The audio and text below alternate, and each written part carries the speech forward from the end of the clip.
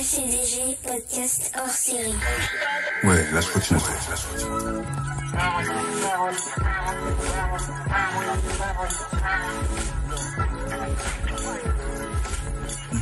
Un hors-série qui s'appelle justement Ma Parole. Un nouveau concept. On va recevoir des gens qui nous donneront leur parole sur des sujets super forts et super sensibles.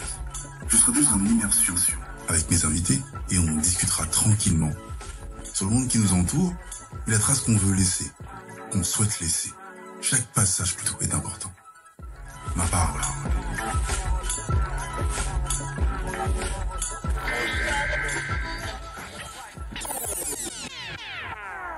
Est-ce que tu jures de dire toute la vérité et rien que la vérité? Je le jure. Ce rythme dans la peau, entre désir et sensation, un simple plaisir, une expression, briser les chaînes, cette expérience avec la vie, puissance spirituelle, réfrénant plaisir charnel, mot d'ordre, briller dans les ténèbres, ne pas laisser mourir cette flamme, ce rythme dans la peau, cherchant à voler l'artiste, sachons-le, pour en faire cette sale histoire, mensonge, trahison, étripé en secret, assoiffante mélodie rendant dingue, prenant ce flingue, bang bang, toucher coulé, amateur. Musique a changé son fusil d'épaule, apologie de la débauche, jugé en maître trop stylé, inspirant vacarme dénué de sens, dansant cette légèreté salace, ce rythme dans la peau, la gloire de la création et sagesse, jugé en fou malade, rappelant la sanctification, nous mélange, nous divise, puis on s'aime, on se déteste, transformé selon l'esprit enivré. Tu es fini, sonné, endormi, gueule de bois, gueule pétée. On dit quoi? Musique a changé son fusil d'épaule? Mais t'es pas un peu con? S'il te plaît, m'en veux pas te dire la vérité. Ce rythme dans la peau, négro. Musique t'a plumé ou bien c'est toi qui l'as plumé? T'es trop chaud, t'es trop beau, mais t'es trop faux. Dénué de sentiments, tu l'as soulevé, j'avoue. Dénué d'émotions, tu l'as saoulé, c'est clair. Tu l'as perdu, oh dur. Tes intérêts trop gros, tes intentions impures. Ton boucan là, chut. Arrête de jouer au dur. Ce rythme dans la peau, baisse pas ton froc pour rien. T'as qu'une life, t'as qu'une bite. Un butterfly, tu t'emballes. Faire du sale au détail et en gros. Mais t'es une pute, ma parole. Reprends-toi et ton corps. Lave-toi bien, je t'en supplie. Et ton esprit avec. Car la mort, elle approche. S'il te plaît, va-t'en en paix. Tu vaux mieux qu'une chaude pisse et que les boyaux par terre. Ce rythme dans la peau. S'il te plaît, ramasse tes couilles avant qu'on les écrase. Putain, tu me vénères, réveille-toi. Ton sacrifice, ta vie. Animal, je suis en rogne. Tes gamins, t'en fais quoi? Sale égoïste. Tu leur remets la monnaie de leurs pièces. Bravo. On applaudit. C'est bien, tu t'es trompé d'ennemi. Ta mère pleure, elle vomit. Peut pas donner ce qu'elle a pas. T'as fait l'école? Et toi, t'as tout compris. Partager, c'est tout ce que tu avais à faire. Au lieu de ça, alcoolisé, drogué, baisé, flingué, volé, et j'en passe pédophile. Tu t'es laissé séduire par le mal de Chétan, et après c'est moi la pute en russe. Tu accuses la femme d'être plus mauvaise que le diable, et refuses juste d'admettre depuis Adam que tu es faible et fragile, que tu as besoin de Dieu et d'une femme dans ta vie. Tu défiles toute ta vie, une excuse incroyable. Jamais tu grandis. Orgueilleux, aujourd'hui, tu vas m'appeler maîtresse, et pas pour ce que tu crois. Pénétrer ton cerveau, mettre à nu, à genoux en prière. J'ai pris le mic parce que Dieu me l'a permis, c'est clair. Adapter mon langage pour sauter ce mur de compréhension. Sinon tu m'écoutes pas quand je fais la douce. Le cours est fini, les enfants. Maîtresse à rendez-vous.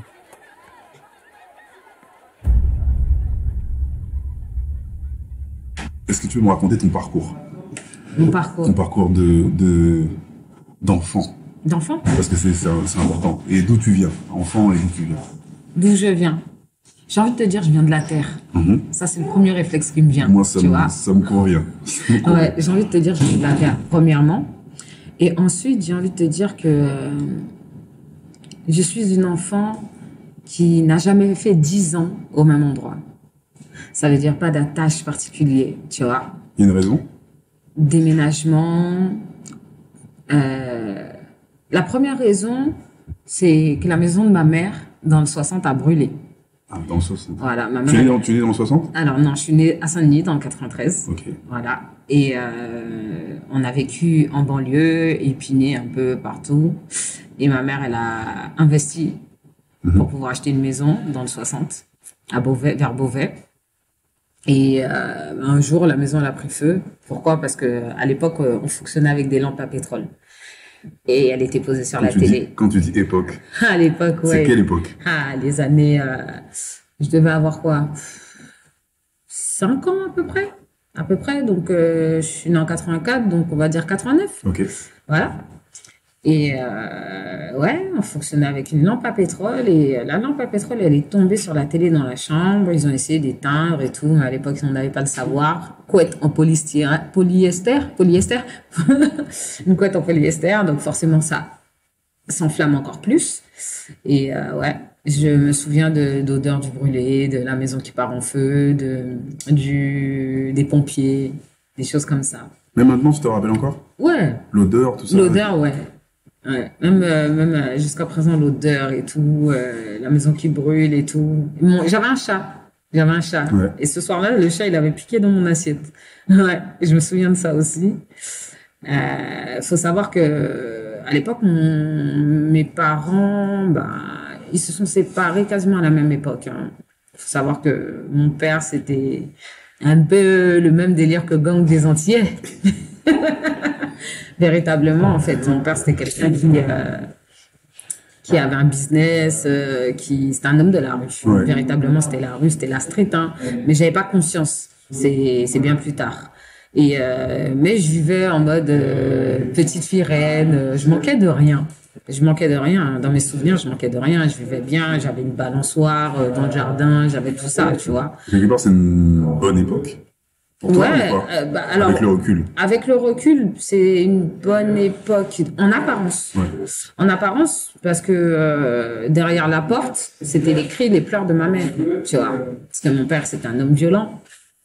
Et ouais, j'ai les cris de ma mère qui résonnent dans ma tête. J'ai vu des images aussi. J'ai vu des choses que je n'aurais pas dû voir en tant qu'enfant. Mon père, c'est quelqu'un qui malheureusement, il a eu une extrême violence avec ma mère et il tenait pas compte de ma présence. Et j'ai un souvenir où il était au fond de la maison, moi j'étais dans le salon et il avait un couteau sous la gorge de ma mère. J'ai un souvenir aussi d'une bouteille cassée dans la voiture où il menaçait ma mère. J'ai un souvenir encore plus gore que ça où la tête de ma mère était sous la couverture, lui sur elle et moi j'étais assise à côté en train de pleurer. Donc, Toujours la même période? Ou toujours la même période. Toujours la même période. Et donc, du coup, après quand la maison de ma mère elle a brûlé, je me souviens ce soir-là, on a dormi chez l'adjoint au maire. Et après, les souvenirs, ils viennent flous, mais je sais qu'après, ma mère m'a envoyée aux Antilles. Elle m'a envoyée aux Antilles. Du coup, j'ai été séparée de ma maman. Mon père, à cette époque-là, il était déjà aux Antilles. Toujours même année? Ou un peu? 89, 90, par là. Ouais, puisqu'en 91, je suis revenue en France et j'étais à l'école privée à Stein, à Sainte-Marie. D'accord. Ouais. Et mon enfance. Voilà, qu'est-ce que je peux te dire de mon enfance? Là, quand tu me parles de 91, t'es une petite fille comment? De tes souvenirs. Hein, Une petite fille révoltée, sans doute, parce que... joyeuse, énervée. Joyeuse, toujours. Joyeuse. Joyeuse, mais endurcie. Endurcie, et je m'en suis rendu compte avec les années. Pourquoi? Parce que je me souviens que avant que je revienne en 91, quand j'étais aux Antilles, c'était très difficile pour moi de m'adapter.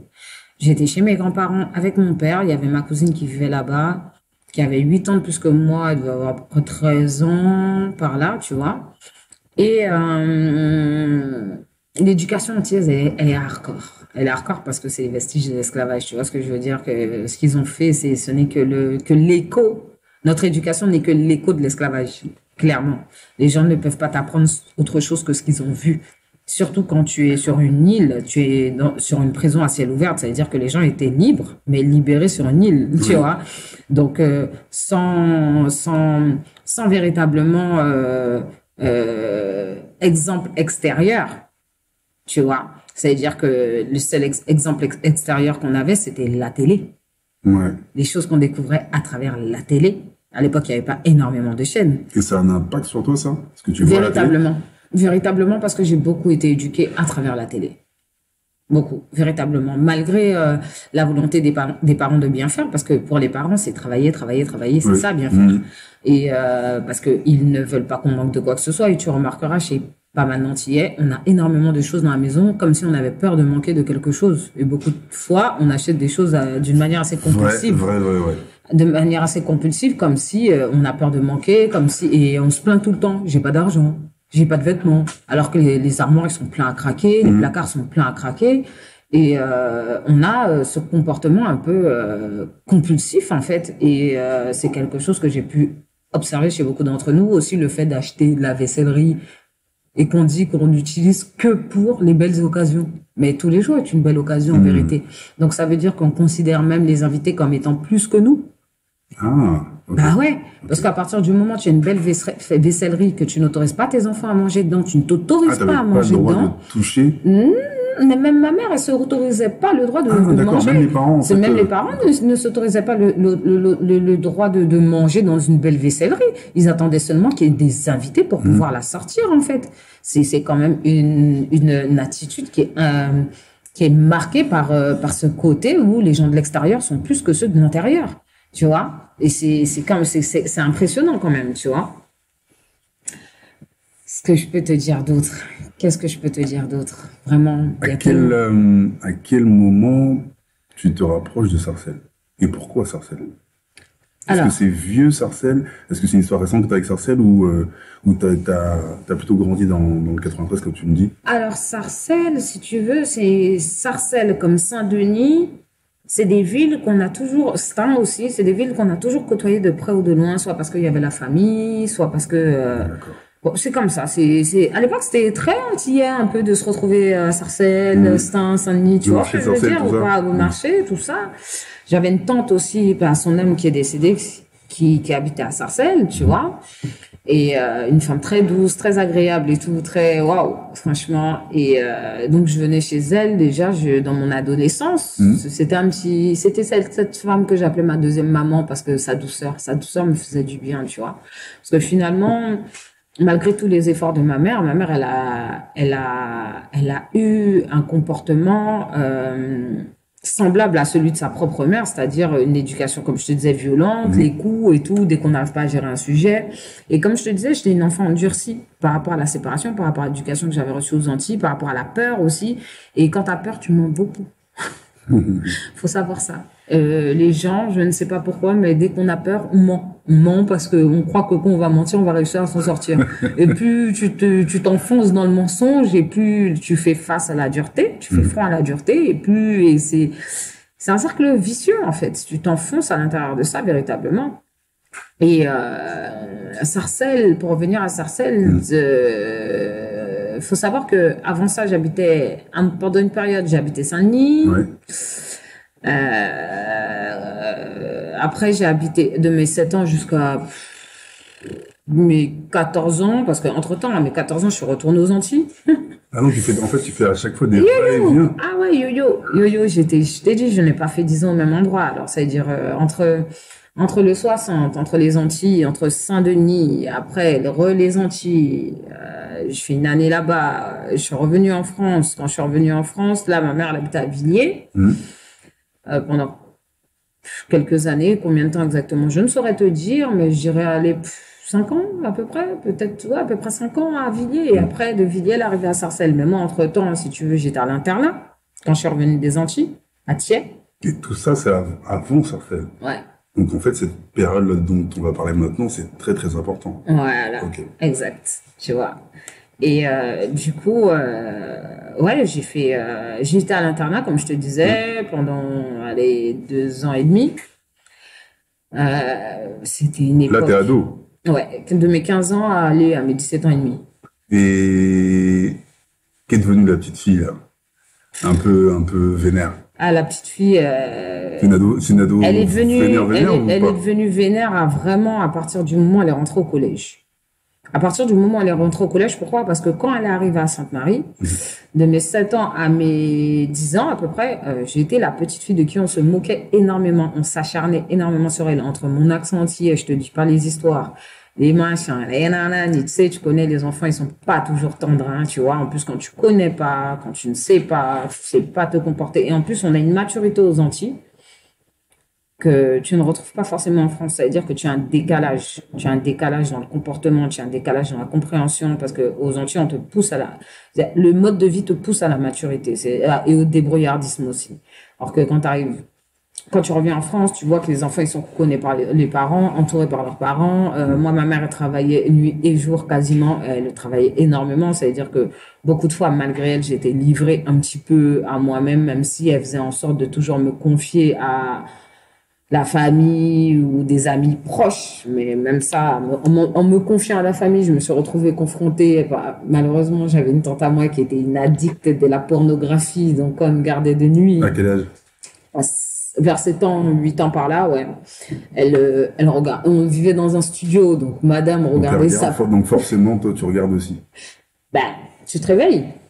T'as un enfant, tu te réveilles. Il y a les bruits, les choses, ça te réveille. Tu vois ce que je veux dire ou pas? Et ça, est-ce que c'est ça ton premier rapport à l'éducation sexuelle, on va dire éducation, entre guillemets, mais plutôt le rapport? Mon premier rapport à la sexualité, ouais.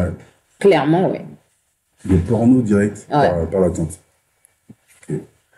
Et dans ta petite tête, est-ce que tu as encore des bribes de souvenirs de comment tu appréhendes ça en regardant ça à la télé, à ton âge? Avec du vice. Pourquoi? Parce que je me souviens d'un moment où je suis partie dans la salle de bain, je me suis mis debout et j'ai regardé par-dessus la porte parce qu'on voyait la télé. Ah, d'accord. C'est comme ça que ça a commencé. Parce que en fait, j'ai vu, elle a changé de chaîne, mais c'était plus fort qu'elle. Donc le petit moment où je vais aux toilettes, elle remet. Tellement elle, c'est chaud sur elle. Tu vois ce que je veux dire ou pas? Moi, je fais quoi? Je regarde ce qu'elle regarde. Ouais.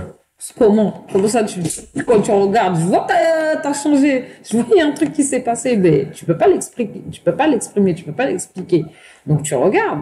Et malheureusement, aux Antilles, on a un côté aussi très débridé, on va pas se mentir, par rapport au carnaval, la culture, la musique. Francky Vincent, tu connais, tu vois ce que je veux dire ou pas? Donc, on a un côté très, très libertin, faut dire ce qui est. Et puis, moi, je dis que c'est beaucoup en rapport aussi avec l'esclavage, encore une fois, parce que le maître, lui, c'était quoi? Comme je dis, moi, c'est mon point de vue. C'est vraiment mon point de vue. J'ai même pas étudié, j'ai même pas été, c'est une réflexion personnelle que je me suis faite à travers de ce que j'ai pu observer. C'est que le maître, il avait sa femme dans la maison.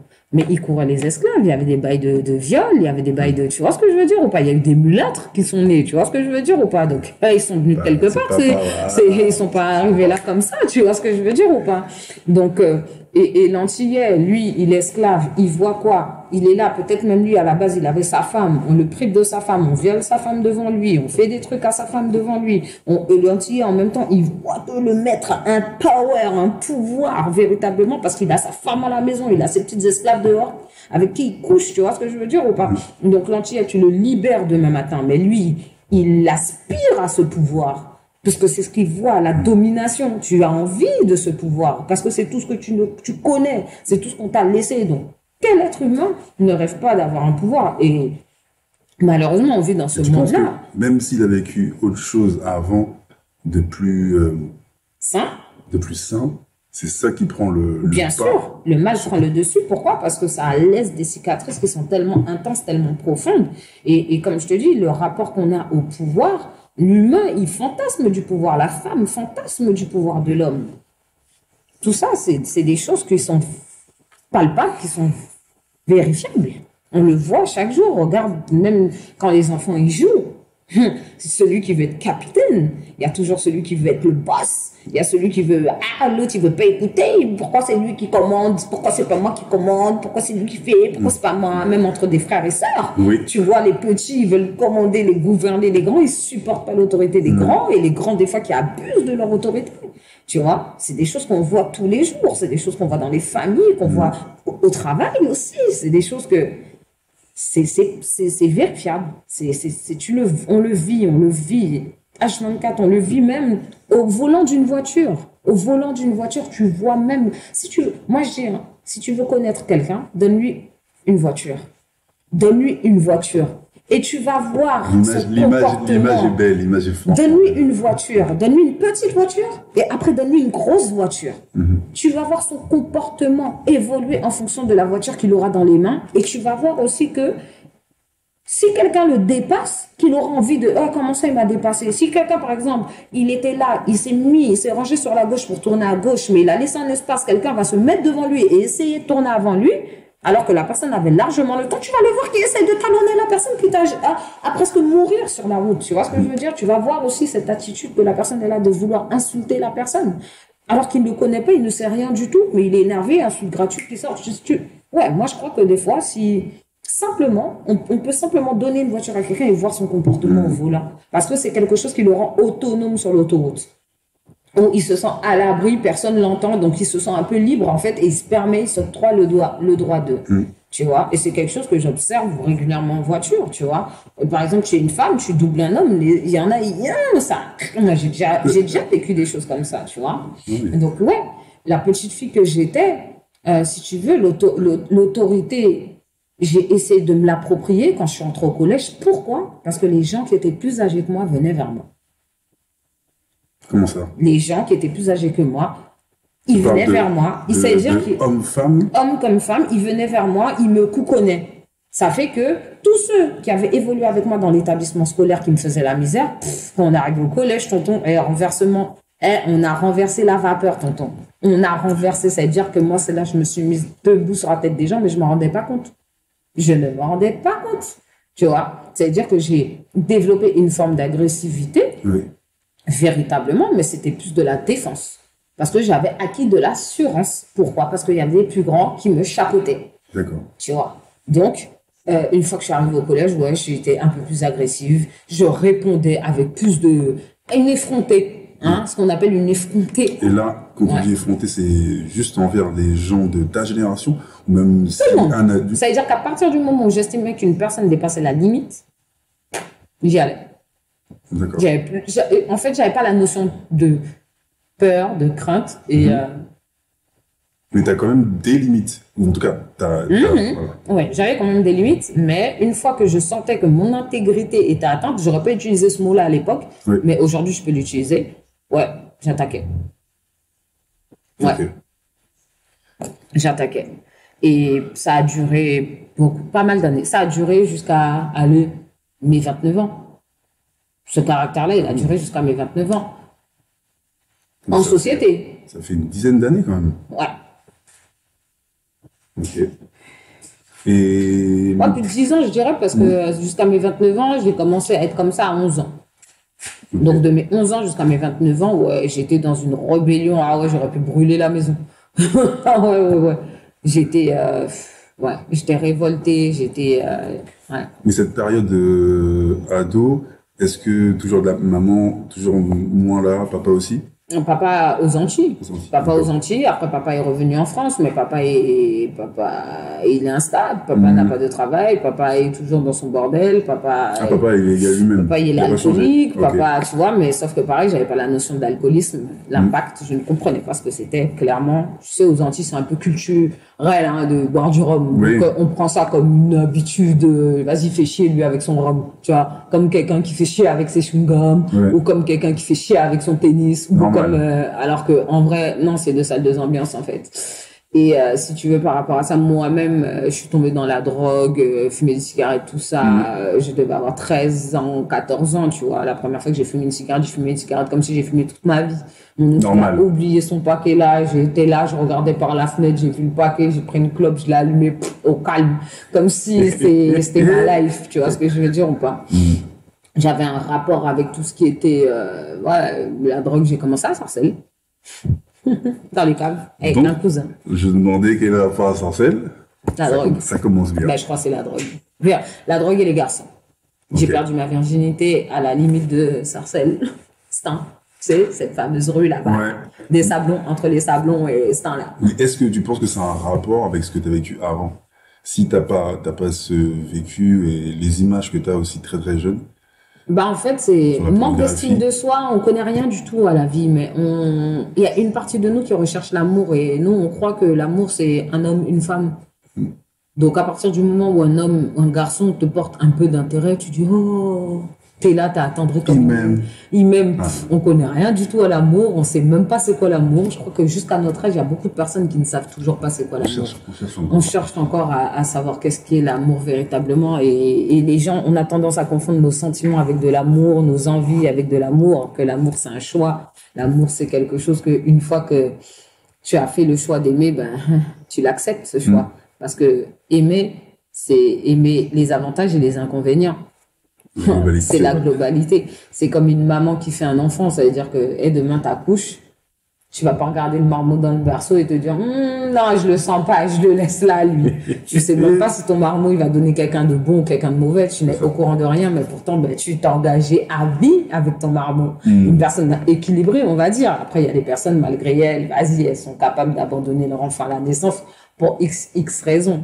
Tu vois par exemple, moi je peux te dire que j'ai avorté 2 fois pour les mêmes raisons, parce que j'ai couché avec des garçons, je ne savais pas qui était le père. Ok. D'accord. À 19 ans et à 25 ans. Mais toujours, même question. Est-ce que tu penses que c'est lié à ce fameux moment que tu me dis là, avec les scènes de pornographie que tu vois, le rapport que tu as toi avec ton corps? Franchement, ouais. Parce que. Et avec les autres aussi. Alors, oui. Juste que j'en ai envié les jeunes filles musulmanes qui parlaient d'être vierge avant le mariage. Quand j'ai perdu ma virginité et que j'ai commencé à discuter avec des musulmans et tout, et que les jeunes filles elles disaient nanani et que eux ils avaient cet enseignement, ils avaient reçu cet enseignement. Nous, ce n'est pas un enseignement qu'on reçoit, tu vois. Mais les musulmans, ils reçoivent l'enseignement d'être vierge pour le mariage, tu vois. Et c'est quelque chose que j'ai trouvé tellement beau que oui, à cause de ça, j'ai été intéressée par l'islam. Tu vois ce que je veux dire ou pas? Mais en même temps, une fois que tu as perdu ta virginité, tu peux pas revenir en arrière.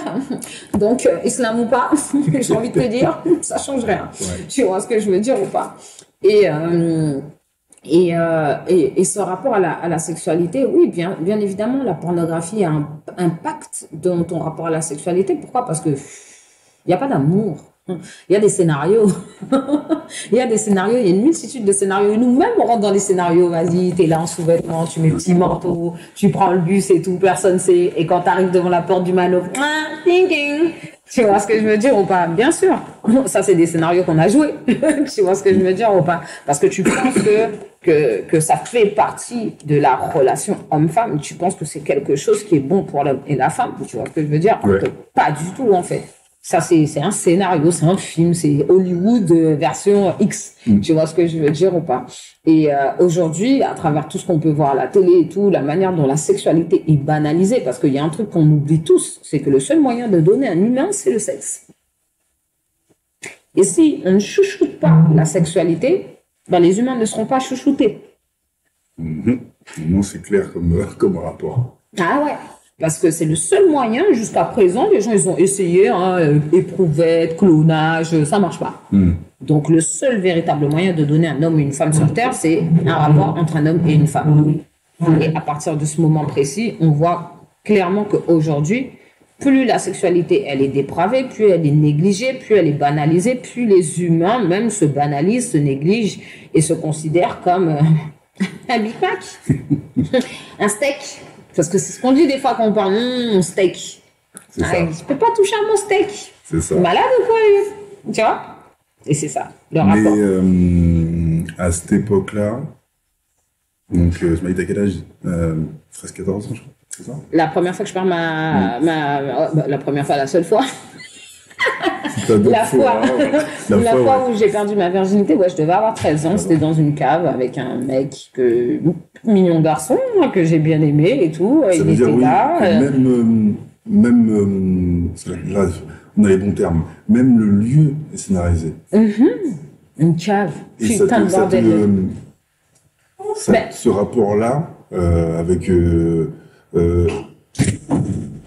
ton corps, comme je disais, le corps du garçon. Je me rappelle comment j'étais habillée. J'avais une petite robe salopette. Une petite robe salopette plutôt mignonne, plutôt sexy, en haut des genoux, plutôt évasée. J'étais mignonne, quoi. Ouais. J'étais appétissante. Clairement, et je le savais. Oui, mais lui, tu le vois comment, toi? Et lui, je le vois comme quelqu'un qui m'aime et qui a envie de passer un bon moment avec moi. Dans ce lieu-là? Dans ce lieu-là, et je me pose pas de questions. Non, moi, c'est clair. Je me pose pas de questions. J'ai la crainte, j'ai la peur, Ouais. mais je crois qu'il m'aime. C'est suffisant. Bah, ça avait l'air en tout cas. Ça avait l'air en tout cas, tu vois. Et beaucoup de fois, je me suis fait avoir comme ça. Pour moi, je me fais avoir à ce moment-là. Parce que les pauvres aussi, ils sont acteurs de leur imbécilité. Tu vois ce que je veux dire ou pas? Aussi bien nous que eux. Tu vois ce que je veux dire? Le rapport que eux, ils ont avec la sexualité, le rapport que nous, on a avec la sexualité, nous les filles, tu vois. Donc, on est deux pauvres cons qui se laissent guider par des pulsions d'adolescents liées aux hormones de merde, tu vois, des pulsions de merde. Tu vois ce que je veux dire? Pourquoi? Parce que le corps humain est naturellement fait, il est fait comme ça, mais les pulsions, elles se réveillent aussi en fonction de ce qu'on voit, de ce qu'on entend, de ce qu'on sent aussi, le toucher, les sens, les différents, les sens qui sont en action. Tu vois ce que je veux dire? Le regard, tu vois, aujourd'hui, les gens se regardent comme ça, allez, c'est parti. Les gens ils se checkent sur Tinder. Allô, tu vois, Tinder, king, allez, t'es ok, tu vois ce que je veux dire? Avant, il n'y avait pas Tinder, mais il y avait le live. Tu vois ce que je veux dire? Tout se passe en live. Ouais. Tu vois ce que je veux dire? Donc, c'était direct, c'était rapide, c'était, voilà, quoi, tu vois. À ce moment-là, le rapport avec, on va pas parler de ton père, mais le rapport avec ta mère, comment ça se passe? Est-ce qu'elle elle est au courant? Non. Que tu es en train de devenir? Est-ce que... Non, du tout. Ma mère, elle est à des années-lumière de ça. Elle voit juste que, vas-y, je me rebelle, que je casse les couilles, que, vas-y, voilà, et elle pense que... Aucun lien avec ce que vous avez vécu auparavant, le fait de déménager souvent, l'éducation aux Antilles, qu'elle te laisse... Même, comme tu dis, à un moment, elle te laisse... elle te laisse quasi t'élever seule, puisque tu dis, elle pose tout le temps. Elle voit pas qu'il y a des même qu'elle loupe des choses et tout. Oui. Non, elle se rend pas compte. Et même peut-être même la répercussion sur ton caractère et tout. Tu sais pourquoi? À cause de mon intelligence, elle s'est pas rendue compte. Parce que ma mère, elle a misé sur le fait que j'étais une enfant très intelligente. Et c'est vrai que je suis une enfant très intelligente. Mais j'ai une phrase que j'aime dire, l'intelligence sans sagesse, ça donne esprit criminel. Tu vois ce que je veux dire? Ouais. Quand tu prends le temps de regarder un criminel, il est super intelligent. Il est super intelligent. Des fois, on met des 20 piges avant de les péter, les gars. Les gars sont intelligents, mais les gars n'ont pas de sagesse. T'imagines, tu leur rajoutes la sagesse, au lieu de tuer des gens, ils sauvent des vies, ces gens-là. Et ça multiplie, tu vois ce que je veux te faire comprendre ou pas? Et c'est ça, en fait. Et je n'avais pas de sagesse. Ça veut dire, et inculquer la sagesse, c'est quelque chose de compliqué quand on n'a pas la notion de sagesse, parce qu'on te dit, sois sage. Être sage, pour les gens, c'est rester là sans rien faire. Mais tu peux rester là sans rien faire et faire un carnage dans ta tête, hein. Ouais. La sagesse ne se contente pas d'être là sans rien faire. Donc pour toi, c'est être sage, c'est agir. Être sage, c'est agir avec sagesse. Parce que tu peux avoir des personnes, elles sont assises là, elles ne parlent pas, elles ne bronchent pas. Mais dans leur cœur, dans leur tête, si tu fais un tour, c'est un film d'horreur, le bordel. Tu vois ce que je veux dire ou pas? C'est l'enfer. Donc, la sagesse, c'est l'action. C'est l'action de bien faire. C'est la bonne attitude. C'est comme quand on te dit sois patient. Ça veut dire quoi être patient? Être patient, c'est attendre avec une bonne attitude. Quelqu'un qui m'attend en m'insultant, frère, pars. Ne me dis pas t'étais patient, tu m'as attendu, t'es malade ou quoi? T'étais impatient. Parce que l'impatience te pousse à mal te comporter. Ouais. Quelqu'un qui est patient, c'est quelqu'un qui sait attendre avec sagesse, avec calme, avec raison, avec douceur, tu vois ce que je veux dire? Ça veut dire que quand tu arrives, en retard ou pas, la personne, elle est pépère, elle est posée, elle t'accueille bien. C'est ça la patience. C'est pas quelqu'un qui dit putain, depuis tout à l'heure, t'étais où? Depuis tout le temps, je t'ai attendu, t'étais où? Non, ça c'est pas de la patience. C'est de l'impatience. Tu vois? Et maintenant, en tant que, je vais pas dire femme, mais en tant que pré-femme, voilà, quand t'emmagasines un paquet de trucs, mais tu sais pas que t'emmagasines un paquet de trucs. Donc ta mère voit pas, comme tu m'as dit, ta mère ne voit pas qui tu es, même si elle sait que t'es super intelligente, mais que t'es... Je suis un criminel.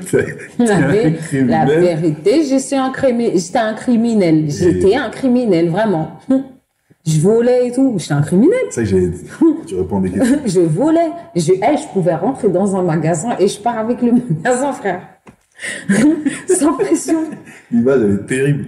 Mais tu te considères à ce moment-là comme un... T'imagines, j'ai comme une même prédatrice. volé.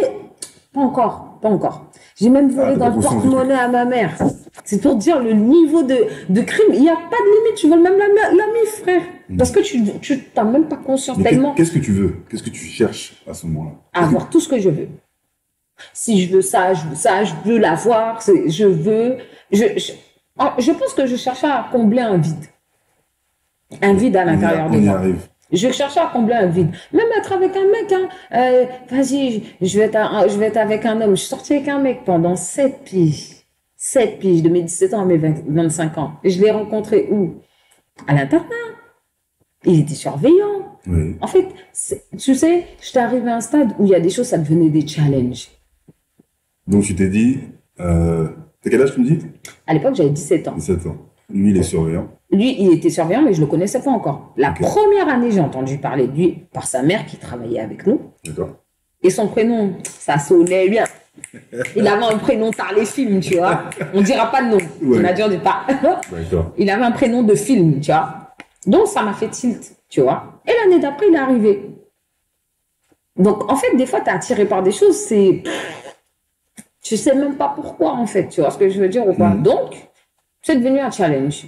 C'est devenu un challenge. Et comme je dis, alors, il y a la manipulation bruyante et la manipulation silencieuse. Il y a la prostitution passive et il y a la prostitution active. D'accord? Ce que j'appelle... Pourquoi tu parles de ça? Ce que j'appelle... Pourquoi je te parle de prostitution? Parce Ouais. que finalement, offrir son corps à quelqu'un Oui. sans avoir une assurance de faire sa vie avec elle, avec cette personne, c'est de la prostitution, frère. Tu trouves? Tu sais pourquoi? Parce que on donne notre corps en échange de bon temps. On donne notre corps en échange d'attention. On donne notre corps en échange... C'est un échange. Ouais. C'est un échange. Tu vois ce que je veux dire? La- Pourquoi je la te parle prostitution- d'actif et de passif? Actif, ça va être celle qui cherche l'argent pour se D'accord. nourrir. Ah, d'accord. Ok. Et passif, ça va être celle qui cherche de l'attention. Parce que pourtant, on cherche, si on donne son corps comme ça, on cherche toujours l'attention. Ben, bien sûr. Ben, bien Pour sûr. une raison. Pour une raison ou pour une autre. Ok. Tu cherches à satisfaire un besoin. L'argent satisfait un besoin. L'attention satisfait un besoin. Ah, je comprends mieux. Et toi, tu es dans ce cheminement-là, Clairement, ouais. passive, la prostitution passive. Ouais. Et est-ce que, parce que là tu parles de ça, est-ce que c'est depuis ton premier rapport Ouais. dans cette cas? Ouais, pour moi, ouais. Et après, quand tu parles de 7 ans, tu parles de plusieurs relations, ça va être, toujours avec le recul, ça va être toujours ce besoin d'attention dans toutes les relations que tu auras, peu importe qu'elles durent 5 minutes, qu'elles durent 3 ans, tout le temps. Besoin qu'on s'occupe de moi, qu'on prenne soin de moi, ouais. Et tu penses que tu peux pas le faire toute seule, par exemple. À ce ce moment-là, moment-là, j'ai même pas la notion d'être capable de le faire seul. Tu vois ce que je veux dire? J'ai même pas cette notion-là parce que c'est, comme je t'ai dit, hein, si tu remarques bien, beaucoup d'entre nous, des jeunes filles, on a été bercées par les contes de fées. Et beaucoup de femmes disent, ah, je n'ai jamais rencontré le prince charmant. Alors oui, mesdames, on a toutes rencontré le prince charmant parce que si tu prends le temps de regarder un conte de fées, s'il dure à peu près 90 minutes, c'est 70 minutes de bordel dans le conte de fées et 20 minutes d'apaisement. Tu vois ce que je veux te faire comprendre? Et on a tout, notre cheminement, c'est celui-là. Tu vois ce que je veux dire ou pas? Ça veut dire que c'est la bagarre avec la sorcière, c'est la bagarre nanani, c'est la bagarre pour avoir le prince, c'est la bagarre pour avoir ceci, c'est la bagarre... Regarde Aladdin, on a tout kiffé Aladdin, c'est un voleur, wesh. C'est un voleur. Zarma ce rêve bleu, je n'y crois pas, c'est merveilleux. Tu rigoles ou quoi? Rêve bleu de quoi? Meuf, t'es amoureuse d'un voleur. Oui, tout le monde a droit à la rédemption. Mais à la base, le voleur, avant qu'il passe à la rédemption, qu'il devienne prince, c'est un voleur. Tu vois ce que je veux dire ou pas? C'est un voleur. Il est séducteur. aussi. Il est séducteur. Et pour moi, la séduction, c'est diabolique. Ça ne dure pas. Et c'est toujours pour arriver à des fins. Ouais. C'est ce que j'appelle la manipulation silencieuse. Ok. Nous, les femmes, on a la capacité d'attirer un homme à nous sans parler. On fait des calculs, des plans pendant des mois, des jours, des années, en fonction de qui on est, pour attirer une personne à nous sans parler, sans savoir à qui on a affaire. Et est-ce que toi, tu as conscience de ça? Aujourd'hui, oui. Et avant? Non. Dans cette période-là de... Ah non. Avant, je suis là, je fais tout pour que le poisson morde à l'hameçon. Point, c'est tout. On pêche. Ah oui, puisqu'on a besoin d'un poisson, on a besoin de graille. Ouais. On a besoin de sentir qu'on est... Donc, à l'époque, j'envoie l'hameçon, le poisson mord à l'hameçon, mais sauf que je ne sais pas à qui j'ai affaire, et on attire ce qu'on est. Ah. On attire clairement ce qu'on est. On peut dire ce qu'on veut, hein. On attire ce qu'on est. Si tu fais les choses par la manipulation, ben, tu obtiens une vie de manipulateur. Ce n'est pas bâti sur quelque chose de sain, c'est bâti sur quelque chose de caché, de vicieux, de tout ce que tu veux. Donc forcément, tu es acteur de la scénarisation de tout ce qui va se passer. Et en sortant avec cet homme pendant 7 ans, vas-y, je me suis retrouvée avec le dealer de pornographie du quartier.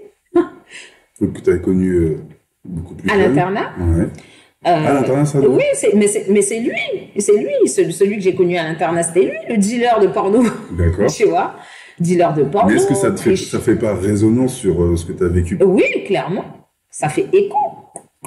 Ça fait écho. Donc, ça veut dire que, comme c'est ce que j'ai connu, je ne vois pas d'inconvénient à vivre avec un homme comme ça. Okay. Je ne vois pas d'inconvénient puisque c'est ce que j'ai connu, c'est ce que les gens y parlent, c'est comme ça que les gens se comportent. Donc, jusque-là, pour moi, c'est normal, en fait. Vas-y, on allait dans des clubs de striptease et tout.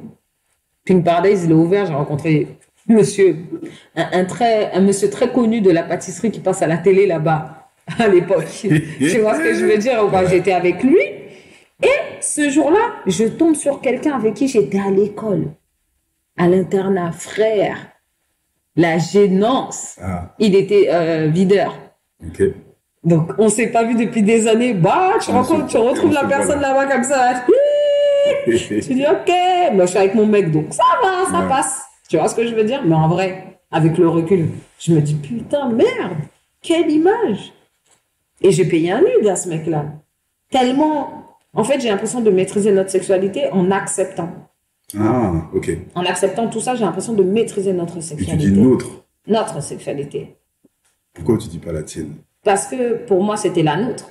C'est ce qu'on partageait. Ok. Tu vois? C'est deep, hein? Et lui, il a conscience de... Est-ce qu'il connaît ton passé? Tu connais le sien? Il connaissait certaines choses, beaucoup de choses. Alors, dans mes souvenirs, pas tout. Parce que moi, je suis passée aussi par une phase où j'ai connu l'inceste avec... quand j'ai vécu aux Antilles, si tu veux, ma cousine qui avait les hormones, hein, elle avait 13 ans, donc les hormones faisaient chaud, tu vois. Et elle s'était frottée à moi, tu vois. Et ma grand-mère, comme si elle a senti le truc et tout, elle est venue dans la chambre, elle nous a surprise, elle allumé la lumière, découvert, on a pris une volée de coups de ceinture, mon pote, Moi, j'étais petite, j'avais 6 ans. Ouais. Tu vois, je me suis retrouvée dans cette scène-là avec ma cousine, tu vois ce que je veux dire? Ça, c'est avant J'avais 6 ans à peu près. L'épisode télé, ça? Ou après? Avant l'épisode télé, pornographie télé, ouais. Et après ça, je me suis retrouvée confrontée à la pédophilie, mais j'en avais pas conscience. Je devais avoir 12 ans. Je me souviens qu'on était aux Antilles, ma mère elle avait les congés bonifiés, et ma mère elle m'avait laissé avec un cousin. Et si tu veux, on était restés avec des enfants, des amis de la famille, qui étaient plus âgés que nous, qui avaient à peu près 25 ans. Et ces gars-là, ils nous avaient fait boire, moi et mon cousin, il avait 11 ans, moi j'en avais 12. Mon cousin était tellement foncé, il a vomi tout. Il était foncé, il était mort d'un film, mort sous, comme on dit. Et moi, ce mec-là, il en a profité, en fait. Il m'a embrassé, il m'a touché. Franchement, dans mes souvenirs, je sais même pas s'il est allé plus loin tellement. Et je m'en souviens pas. Franchement, la vérité, ça se trouve, il a fait plus de 25. Ah ouais. J'en avais 12. Et ce qui est malheureux, c'est que... T'en parles, toi, ou pas? Non.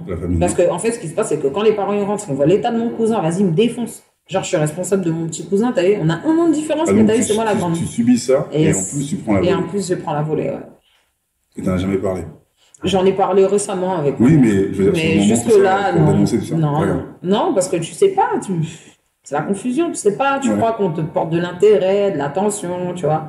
T'es là et tout. La personne, elle continue. Elle te court après. Elle te fait du rentre dedans. Toi, tu crois que c'est normal. Tu vois ce que je veux dire? Et à 12 ans, c'est ça, tu me dis, hein? Mhm. Quand même, hein. Mhm. Donc, tu portes ce bagage-là. Tu grandis. Mais- Tout ce que tu nous as raconté. Et pas que, parce qu'à 12 ans, pareil, vers l'âge de 12 ans, pareil, je reproduis l'acte d'inceste avec mon petit frère. La question, c'est, comme on est dans un cercle familial, donc c'est un cercle fermé, est-ce que c'est quoi? C'est une vengeance? C'est parce que tu as subi, tu regrettes, ou tu n'es pas conscient de tout ça, ou tu reproduis juste Je ce que tu as reproduis subi? juste par pulsion. Par pulsion. C'est quelque chose qui te suit, même dans ta relation avec le gars, dans une longue relation. Pendant un moment, ça part de mon cerveau. J'occulte. Pendant des années, j'occulte. Ok. Pendant des années, j'ai occulté ce souvenir d'inceste et tout. Ouais, Que ce soit ma cousine sur moi ou moi sur mon frère. ouais. Arme de défense ou juste le cerveau il fait allez, on bloque. Ouais, je pense que le cerveau, il a bloqué. Hein. Ok. Et sans entrer dans les détails de la relation,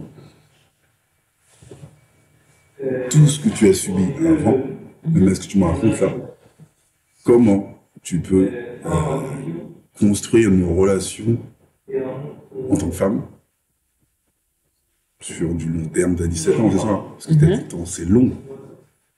Sans qu'il y ait du crabuge à l'intérieur, des trucs, de la friction, des... Tu peux pas. Tu peux pas. De mes Même si 17 ans à mes 25 ans, ne Même serait-ce si, que dans cette relation-là. même si tu as conscience de ça et tu te comportes différemment, tu peux pas non? Tu peux pas. Chaque fois que tu vis une relation, il y a la vengeance qui sonne. C'est-à-dire que on te fait, tu fais. C'était ça. Moi, tu me trompes, je te trompe, frère. C'est-à-dire, je te trompe dans le secret, mais je vais te tromper, frère, parce que j'ai besoin d'attention. Ah, J'ai l'impression qu'on me vole quelque chose. Ok. Donc, ce qu'on me vole, je vais le chercher ailleurs. ok. Tu te détournes de moi, tu vas ailleurs.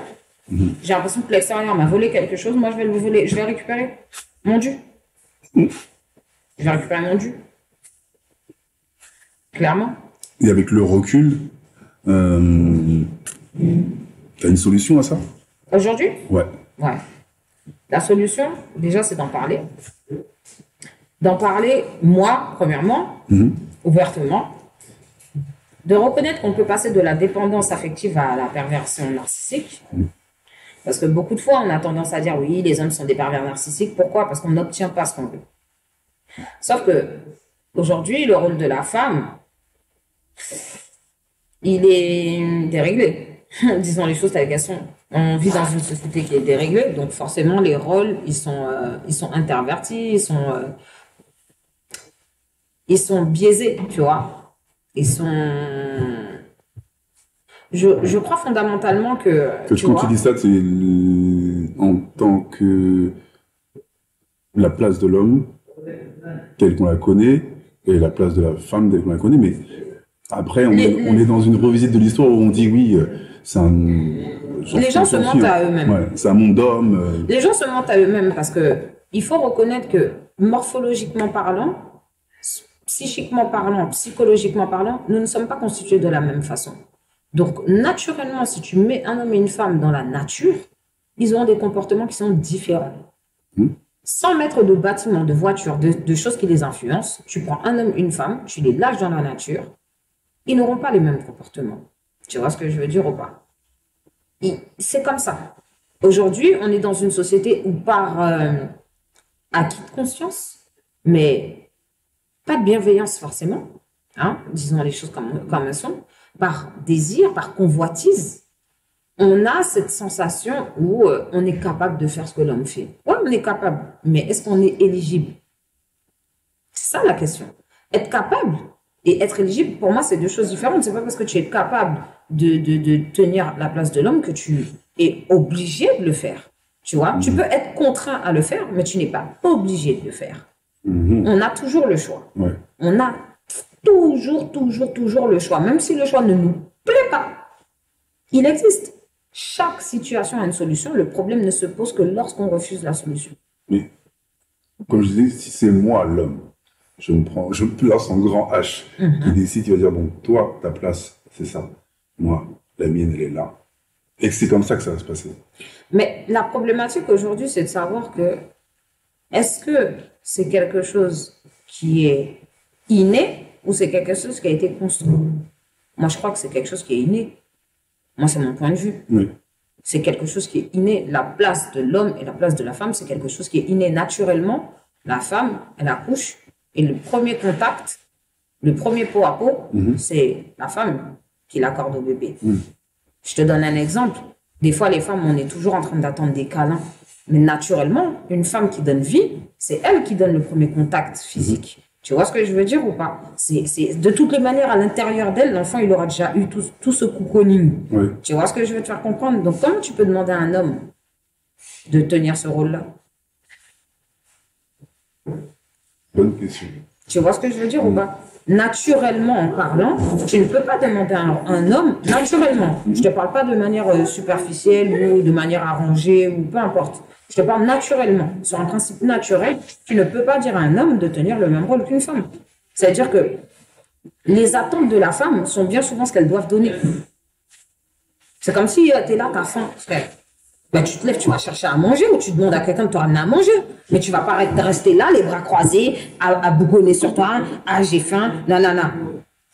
Tu bougonnes seulement s'il n'y a rien. Si tu es en plein milieu du désert, et encore, même dans le désert, tu vas chercher. Tu auras tellement cherché que tu seras desséché. Tu vois ce que je veux dire ou pas? Parce que tu ne voudras pas rester là à te laisser mourir de faim. Tu vois ce que je veux te faire comprendre ou pas? Yes. C'est-à-dire que l'humain, il est devenu capricieux. À cause de ce qu'il voit à la télé ou à cause de son cadre de référence, à cause de tout ça, il y a une fainéantise qui s'est instaurée dans les relations hommes-femmes où chacun regarde pour son propre intérêt. Aujourd'hui, on ne considère pas le rôle de la famille à partir d'un homme et d'une femme. On le considère à partir du moment où il y a un homme, une femme, un bébé. Alors que le fœtus, qui se fait à partir du spermatozoïde de l'ovule, on est d'accord. C'est ce qui donne un bébé. Mais qu'est-ce qui donne le fœtus d'une famille? C'est un homme et une femme. S'il n'y a pas d'homme et de femme, il n'y a pas de famille. Donc tu penses qu'il y a un travail à faire à ce niveau-là, même au niveau De reconnaissance. Oui. De la construction mentale d'une jeune femme, d'un jeune gars. La reconnaissance. La reconnaissance. Le manque de reconnaissance fait que les gens ne savent plus où est leur place. On a un terrible manque de reconnaissance aujourd'hui. Et les gens attendent la reconnaissance par quelque chose de matériel, de quelque chose de verbal. Tu remarques bien que quelqu'un, quand il travaille, ah vas-y, j'ai pas de reconnaissance. Même si le patron il lui dit tous les jours merci, ah j'ai pas de reconnaissance. Il veut quoi? Il veut du bif. Alors qu'à la base, il a signé pour un contrat, il a signé pour un bif. Hein. Ouais. Mais il veut plus. Donc on est plus dans le matériel que... On est beaucoup plus... On a cette facilité à se donner pour le matériel plus facilement que pour l'humain. Et c'est la vérité. On se donne pour l'humain, mais c'est limité. Pour le matériel, regarde comment tu arrives à aller travailler tous les jours alors que ça te casse les couilles. T'as pas envie, tu vas y aller. Pour un humain, mon frère... Tu vas regarder sur les réseaux comme ça, tu vas dire, vas-y, elle me casse les couilles, elle, vas-y, il y a une telle, elle m'a envoyé un message, laisse-moi voir c'est comment. Regarde une voiture. Tu fais l'acquisition d'une voiture, regarde si tu aimes bien ta voiture, comment tu vas te péter la tête dès que tu vas voir un voyant s'allumer. Tu vas appeler un tel, une telle, waouh, le voyant là il s'est allumé, waouh, s'il te plaît, tu connais pas quelqu'un qui peut m'aider à gérer ça et tout. Et ta femme, elle va allumer, elle va s'allumer, elle va allumer tous les voyants, ton mec il va allumer tous les voyants. Et parce qu'il me pète les couilles, lui, et tout, machin, nanana. Tu vas pas chercher de solution avec la personne. Et quand bien même tu as peut-être envie de chercher une solution, la personne qui est au bout du film, elle va dire, mais vas-y, jette-la en l'air. Mais est-ce qu'on va te dire, jette en l'air ta voiture? Combien de fois tu vas entendre quelqu'un te dire, jette en l'air ton mec ou ta meuf? Combien de fois tu vas entendre quelqu'un dire, mais vas-y, jette-la, c'est une vieille voiture? J'avoue. Le matos. Le matos, toujours et encore. Les gens, ils ont perdu leur notion de... bienveillance, de bonté, d'amour, de fidélité, de respect, tu vois. J'avais demandé qu'est-ce que tu veux transmettre, mais je pense que tu l'as déjà dit. Tu as déjà répondu à cette question même avant que je la pose. Mais c'est plus...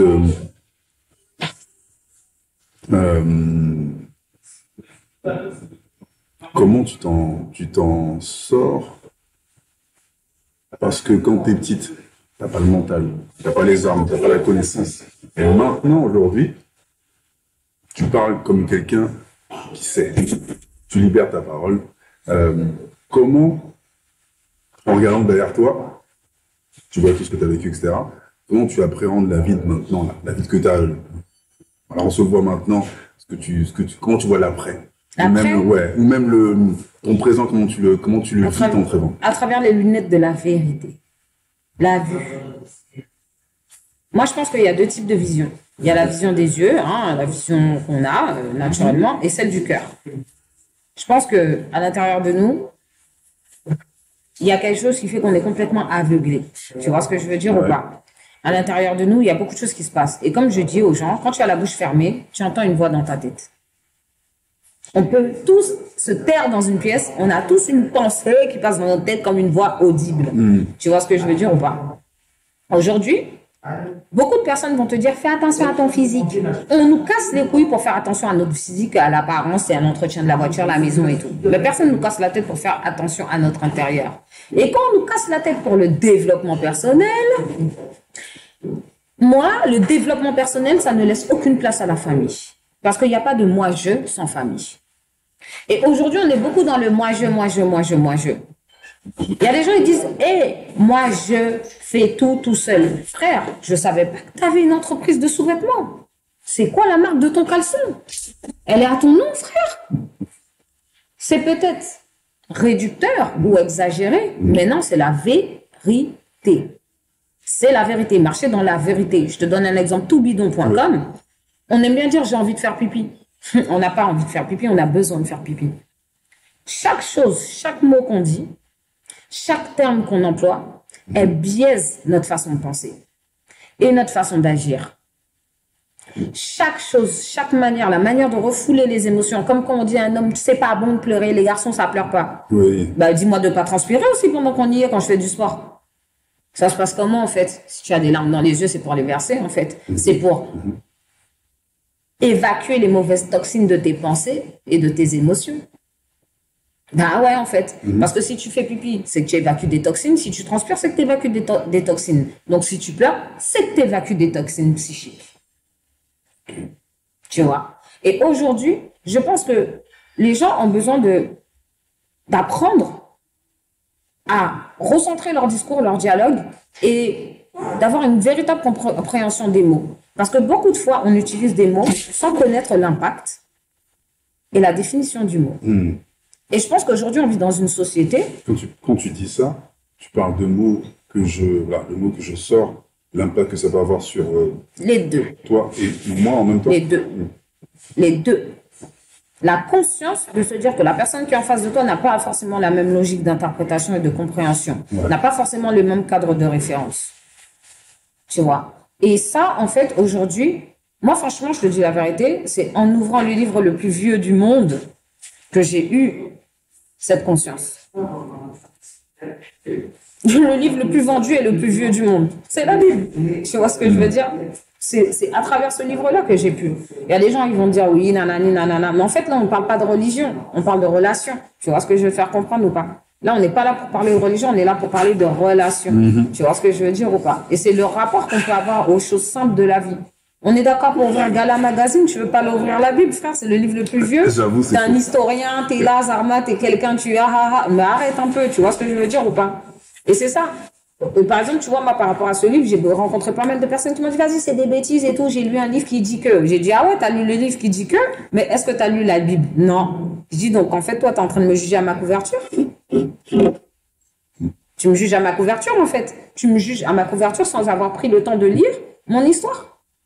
C'est pareil, en fait. Et en fait, c'est toutes ces petites choses-là qui m'ont poussé à chercher un petit peu, à rentrer dans cette introspection-là, en fait. Tu vois ce que je veux dire? Et aussi bien toi que moi, on est une histoire, on est un livre. Ça veut dire que si demain, on vient me dire, waouh, Tu l'as vu, lui, il est comme ci, comme ça, comme ci, comme ça. J'ai le choix. Soit je crois ce que la personne me dit, soit je vais lire le livre. Là, je fais le choix d'aller lire le livre, en fait.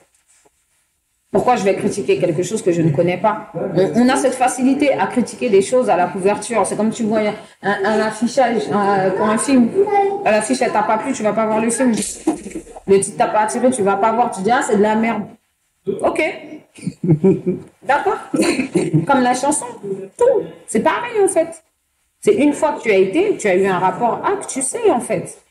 Et souvent, moi, j'ai remarqué que souvent, quelque chose qu'on n'aime pas, c'est quelque chose qui fait écho à une vérité à l'intérieur de nous. Souvent. Parce qu'au début, tu dis quelque chose, t'aimes pas. Pourquoi t'aimes pas? Ça va te manger, ça va te tuer, ça va faire quoi? Tu vas mal dormir ce soir? Pourquoi t'aimes pas? Tu vois?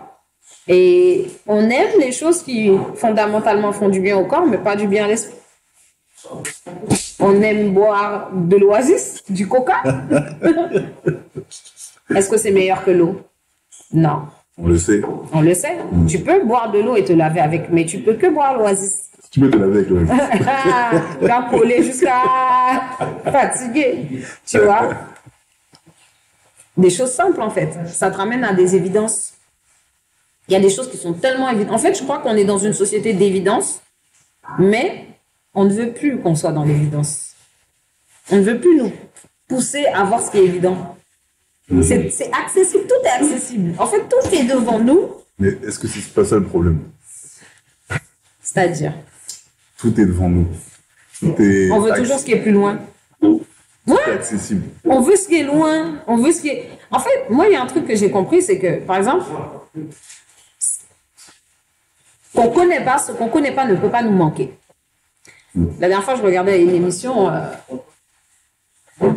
sur l'Afrique où un blanc il est parti exploiter un pays qui font du beurre de karité. Et la personne avec qui je regardais ça, il dit waouh et tout, t'as vu, regarde, il est parti, nanana, nanana, il a fait ci, il aurait pu les mettre bien. Je dis pourquoi les mettre bien? Ça veut dire quoi les mettre bien? Eux là, est-ce qu'il manque de quelque chose? Toi, tu connais c'est quoi une industrie occidentale, mais eux, ils ne connaissent pas c'est quoi une industrie occidentale. Ils ne connaissent pas c'est quoi une usine. Pourquoi tu veux leur mettre une usine quand ils sont là, bien avec le sourire aux lèvres, en train de travailler en plein air? Pourquoi faire ça? Pourquoi habituer les gens à avoir des choses que ils ne connaissent pas et que ça leur manque pas? Pourquoi faire ça? On va voir que lui, il est parti, il a exploité, mais c'est la vérité. Mais on va dire, oui, il les a pas mis bien. Mais ils te disent que grâce à ça, aujourd'hui, ils travaillent et les enfants ils peuvent aller à l'école. Il y a quand même du bon, quand même. Ouais. C'est juste qu'à notre sens, c'est pas suffisant. Mais regarde bien les pays qui s'occidentalisent. Plus ils s'occidentalisent, plus les gens ils ont faim de choses et ils deviennent infernales. Plus les gens sont industrialisés, plus les gens ils ont soif. Plus les gens ils sont modernisés, plus les gens ils veulent du bling bling dans des pays qui servent à rien, ils mettent des bottes mon frère et des doudounes et des bonnets. Pourquoi? Parce qu'il y a Nike dessus, parce que ça fait mignon, parce que c'est sexy. On peut pas skier cette réalité-là, c'est vrai. Tu vois ce que je veux dire ou pas? T'es là, t'arrives en Afrique, tu vois, il y a un mec, il a une doudoune, wesh.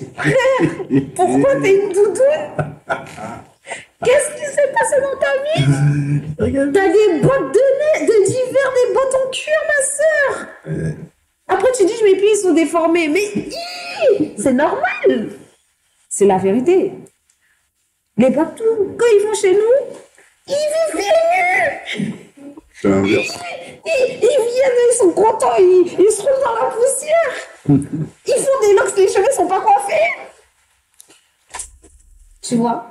Et aujourd'hui, il y a un truc que j'ai remarqué par rapport à tout ça, c'est que tellement on est dans la confusion, tout le monde se plaint de quelque chose que l'autre il a, alors que tout le monde vole tout à tout le monde. Tout le monde prend tout à tout le monde.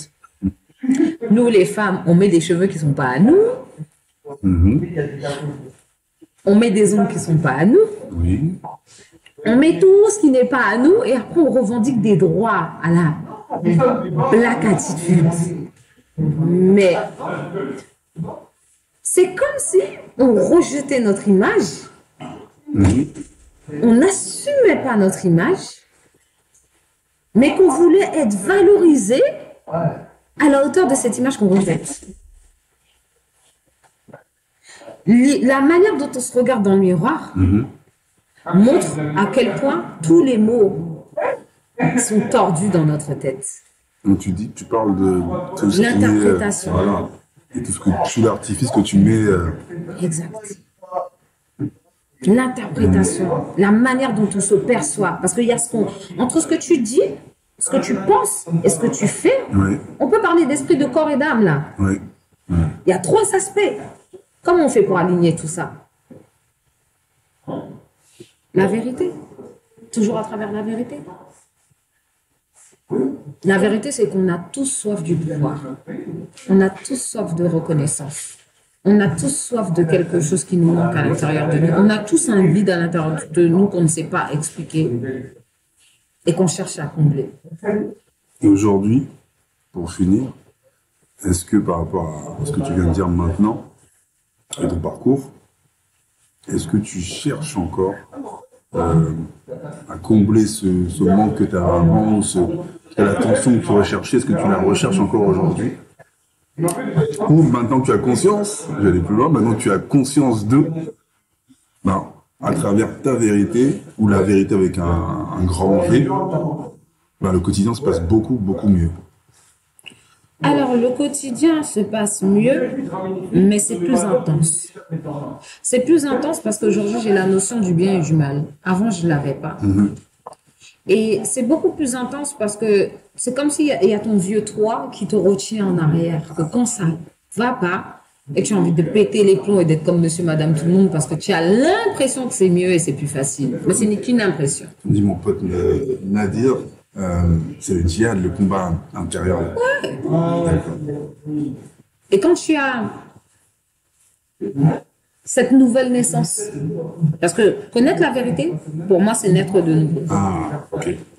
Véritablement. Et quand tu nais de nouveau, toi, tu es né de nouveau, mais ce qui t'entoure, pas forcément. L'adaptation à ton nouveau toi. Et les gens qui n'y croient pas ou qui y croient. Ouais. Tu vois? Parce qu'il y a ceux qui y croient et il y a ceux qui n'y croient pas. Et ta mission aujourd'hui, là, pour finir encore, même si c'est long, c'est pas grave, mais tu fais le tri. Oui. Ceux qui...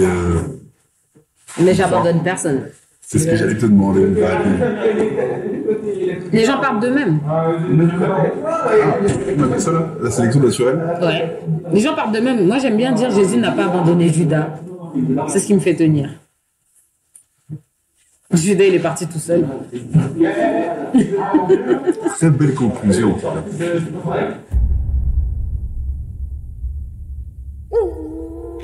On lâche rien. On a les dents solides. Agressivité maîtrisée.